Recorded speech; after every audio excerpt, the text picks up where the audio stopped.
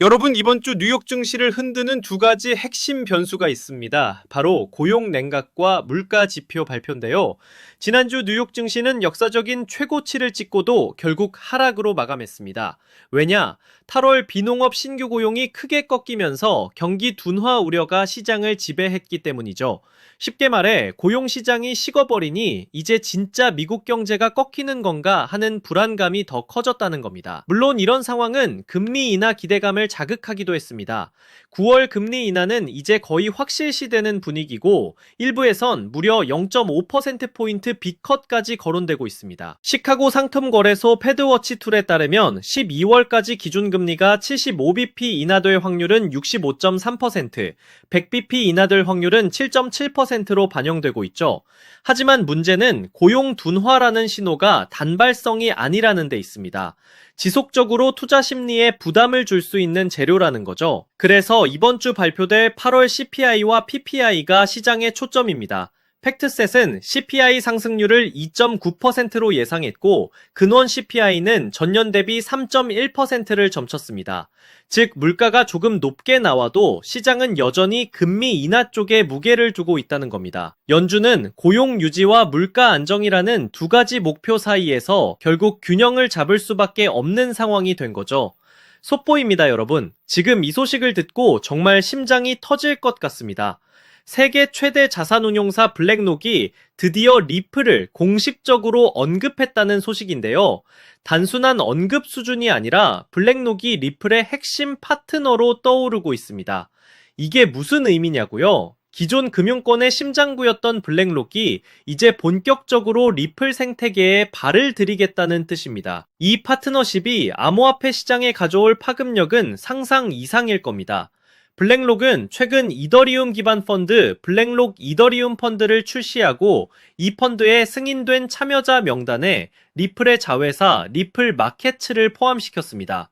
이게 왜 중요하냐면 승인된 참여자는 ETF와 같은 펀드의 운용에 필요한 핵심적인 역할을 수행하는 주체를 의미합니다. 즉, 이더리움 펀드의 거래와 유동성을 관리하는데 리플이 공식적으로 참여한다는 뜻이죠. 이러한 협력 관계는 단순한 우연이 아닙니다. 두 회사는 이미 올해 초부터 리플 수혜를 행사 등에서 여러 차례 만남을 가졌었죠. 당시 많은 사람이 리플 ETF 출시 가능성에 주목했지만 이번에 블랙록이 먼저 이더리움 펀드를 통해 리플에게 손을 내민 겁니다. 블랙록의 이번 결정은 리플 ETF 출시 가능성을 더욱 높여주고 있습니다. 이더리움 펀드의 주요 참여자로 리플을 선택했다는 것은 블랙록이 리플의 기술력과 안정성을 높이 평가했다는 명확한 신호입니다. 블랙록의 최고 경영자 CEO 레리 핑크는 과거 리플 ETF 관련 질문에 계속해서 답변을 회피해왔지만 이번 협력을 통해 그의 태도가 바뀌었을 수도 있습니다. 시장 전문가들은 리플이 미국 증권거래위원회와의 법적 분쟁을 성공적으로 마무리 지은 만큼 블랙록이 리플을 다음 ETF 상품으로 고려할 가능성이 크다고 보고 있습니다. 만약 리플 ETF가 출시된다면 리플은 비트코인이나 이더리움처럼 기관 투자자들의 자금을 직접적으로 유치하게 될 겁니다. 이는 리플 코인의 가격 상승을 견인하는 강력한 촉매제가 될 수 있습니다. 여러분, 지금 우리는 역사의 한가운데 서 있습니다. 블랙록이라는 거인이 리플이라는 잠룡과 손을 잡는 이 순간을 놓쳐선 안 됩니다. 2025년 어쩌면 우리에게 마지막 기회가 될지도 모릅니다. 물론 지금 당장 리플에 올인해야 한다는 이야기는 아닙니다. 하지만 리플 ETF가 승인되고 본격적으로 기관 투자자들이 뛰어들기 시작하면 지금과는 차원이 다른 유동성이 시장에 쏟아질 겁니다. 그때는 이미 늦었을 수도 있습니다. 만약 리플에 투자할 기회를 놓쳤다면 리플 관련 수혜 코인들을 찾아보는 것도 좋은 방법입니다. 리플이 오르면 관련 코인들도 함께 오르는 경향이 있으니 시장을 넓게 보는 현명한 투자가 필요한 시점입니다.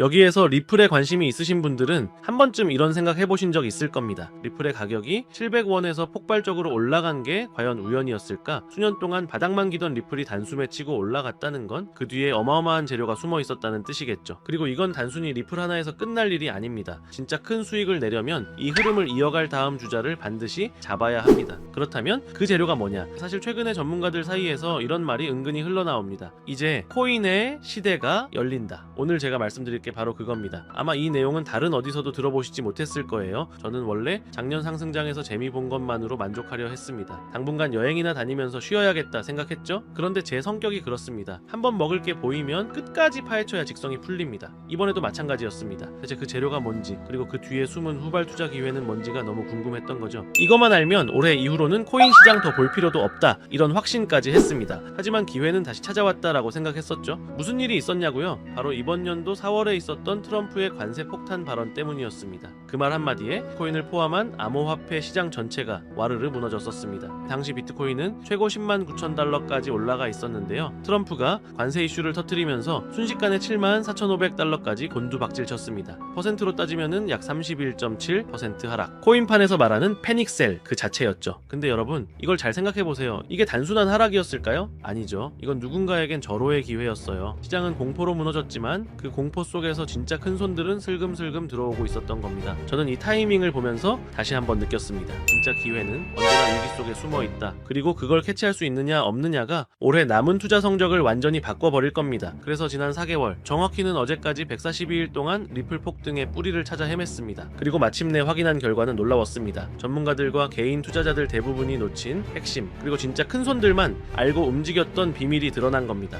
오늘 말씀드릴 내용은 여러분이 경제적 자유를 원한다면 반드시 알아야 할 필수 정보입니다. 지금 내가 뭘 준비해야 할지, 리플 다음으로 어디를 봐야 할지 막막하다면 오늘 영상만큼은 끝까지 집중해주세요. 이미 느끼고 계시겠지만 암호화폐 시장은 점점 제도권으로 들어오고 있습니다. 전통 금융과 디지털 자산을 연결하려는 흐름이 뚜렷해지고 있죠. 트럼프 행정부 출범, SEC 기조 변화, ETF 신청 러시, 이 모든 게 시장을 열고 있습니다. 이제 암호화폐는 투기 자산이 아닙니다. 국경을 초월한 결제 시스템으로 활용되기 시작했어요. 바로 이 시점에서 블록체인과 전통 금융을 잇는 다리 역할을 하는 게 있습니다. 그게 바로 ISO 20022 국제 표준입니다. 처음 들어보신 분들도 많을 겁니다. 쉽게 말해서 전 세계 금융기관들이 제각각 다른 언어 대신 하나의 공통 언어로만 송금하고 결제하자는 약속 같은 겁니다. 지금까지는 나라마다, 은행마다 시스템이 다 달라서 국제 송금이 막히거나 꼬이는 일이 비일비재했습니다. 예를 들어 유럽은행은 자체 코드 체계를 쓰고, 아시아은행은 또 다른 형식을 사용하다 보니 중간에서 메시지가 끊기거나 오류가 나서 자금 이동이 지연되는 경우가 많았던 거죠. ISO 2002는 이 문제를 해결하기 위해 만들어진 금융 메시징 국제 표준 언어입니다. 특징은 크게 세 가지인데요. 첫째, 데이터의 풍부함입니다. 기존 MTI 방식은 단순한 텍스트 수준이어서 거래 목적이나 상세 내역을 담기 어려웠지만 ISO 200은 EML 기반이라 더 많은 정보를 세밀하게 담을 수 있습니다. 둘째, 호환성입니다. 나라와 기관마다 달랐던 코드를 하나로 묶어 글로벌 어디서든 동일한 메시지 구조로 통신이 가능합니다. 셋째, 투명성과 효율성입니다. 불필요한 중개 단계를 줄이고 AML 자금 세탁 방지, 그리고 KYC 고객 확인 같은 규제 준수도 메시지 자체에 포함할 수 있어 훨씬 안전합니다. 문제는 이게 왜 돈이 되느냐는 겁니다. 원래는 전통 금융기관용 표준이었기 때문에 코인 업계가 반드시 따를 필요는 없었습니다. 하지만 지금은 상황이 완전히 바뀌었습니다. 전 세계가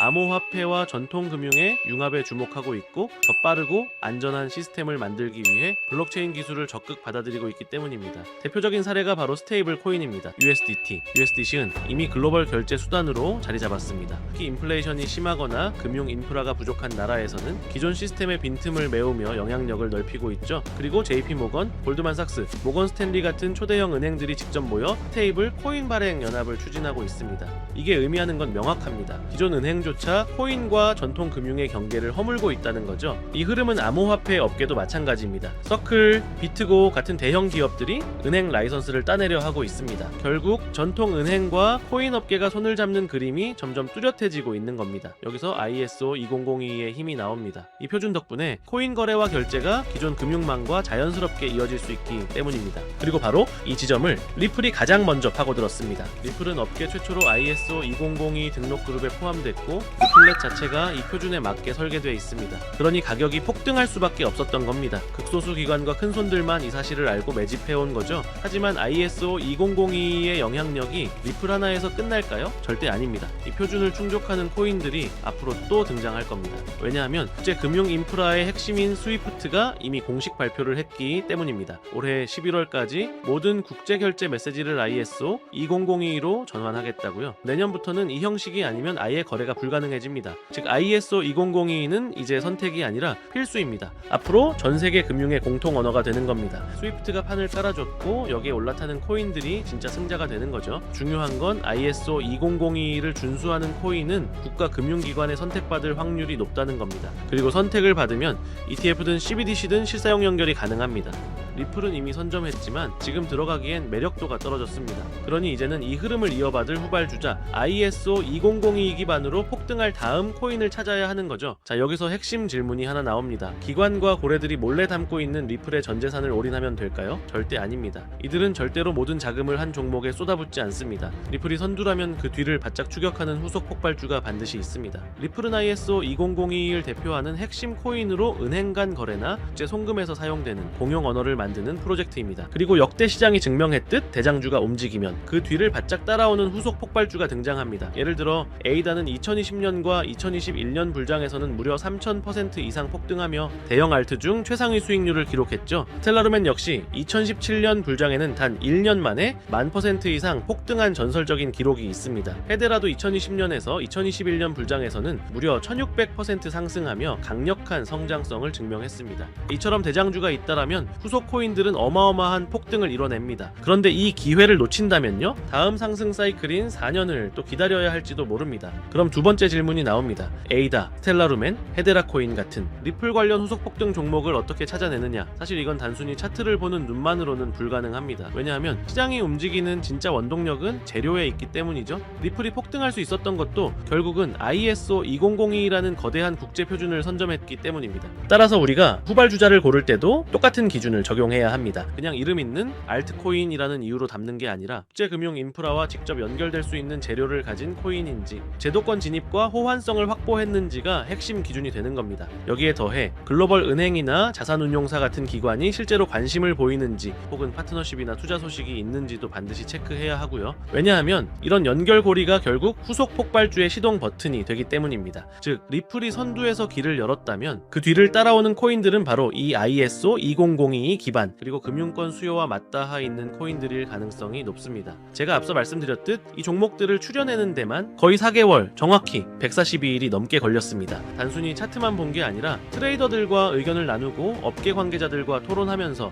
밤낮 없이 자료를 뒤졌습니다. 그 과정에서 정리한 PDF 파일만 해도 50개가 훌쩍 넘습니다. 그렇게 분석을 거듭하다 보니 딱 눈에 들어오는 후발주자가 있었습니다. 리플을 넘어설 수도 있겠다는 생각이 들 정도로 성장 잠재력이 뚜렷했고요. 수익률로는 최대 5만%까지 언급되는 종목이었습니다. 그런데 왜 제가 굳이 이걸 공개하느냐? 이유는 단순합니다. 지금까지 채널을 함께 키워주신 구독자 여러분 덕분에 이 채널이 20만 구독자를 넘을 수 있었기 때문이죠. 원래는 추첨을 통해 일부 분들께만 알려드리려고 했습니다. 하지만 생각해보니 여기까지 함께 온 분들인데 굳이 나눌 필요가 없더라고요. 그래서 오늘은 모두에게 공개합니다. 이 코인은 최근 바닥에서 방향 전환이 나온 지 며칠 되지 않았습니다. 상승률로는 고작 10% 남짓이지만 거래량이 슬슬 붙고 있다는 건 본격적인 시세 분출이 가까워졌다는 의미입니다. 사실 이 영상은 두 번째 업로드입니다. 며칠 전 한 차례 올렸는데 갑자기 강제 삭제가 돼 있더군요. 아마 유튜브 정책에 걸린 부분이 있었던 것 같습니다. 그래서 이번에는 코인명을 영상 안에서 직접 노출하지 않고 가려두었습니다. 대신 참여 방법을 알려드릴게요. 모바일로 보시는 분들은 제목과 채널명 사이에 있는 더보기를 누르시면 설명란이 펼쳐집니다. 그 안에 돈이 되는 정보 100% 무료라고 표시된 파란색 링크가 있습니다. 클릭하시고 간단한 설문에